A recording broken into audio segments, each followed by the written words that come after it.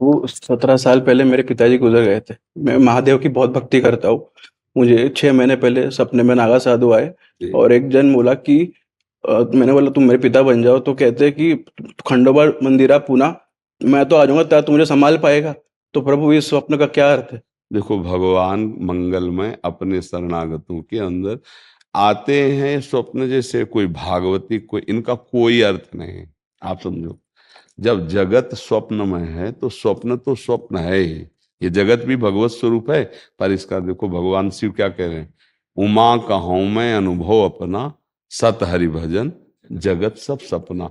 अच्छा, आप विचार करके देखो, स्वप्न में तीन प्रकार के स्वप्न होते हैं। एक होता सात्विक, जिसे आपने वर्णन किया। एक होता राजसिक, जिसमें हम भोग भोगते हुए नजर आते हैं। एक तामसिक, जिसमें लड़ाई झगड़ा मारकाट शुरू होती है। और एक होते हैं बिल्कुल फेक, बिल्कुल व्यर्थ के, जिनका कोई मतलब नहीं होता। तो ये तीनों गुणों से आए हुए स्वप्नों में यदि कोई महात्मा आता है, कोई भगवान आते हैं, तो हम उसे भगवान की वृत्ति जो पवित्र है उसे कृपा समझते हैं। लेकिन हम उसको इस चिंतन में लेते हैं कि इसका मतलब क्या होता है। कुछ मतलब नहीं होता, स्वप्न है। एक दिन राजा जनक जी ने स्वप्न में देखा कि मेरा राज्य छिन गया और मैं भिखारी बन गया और बहुत भूखा हूं।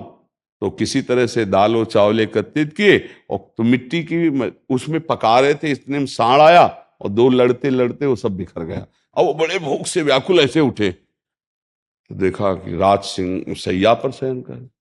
उनका ये सत्य कि वो सत्य जो अभी देख रहा था, भिखारी बना ये, और अभी देख रहा हूं कि राजसैया पर। तो सभा में जाके पूछा ये सत्य कि वो सत्य, कोई उत्तर नहीं दे पा रहा था। तो अष्टावक्र जी हैं, वो बहुत बड़ा प्रसंग, लेकिन सारा वो सीधे बोले, ना ये सत्य ना वो सत्य।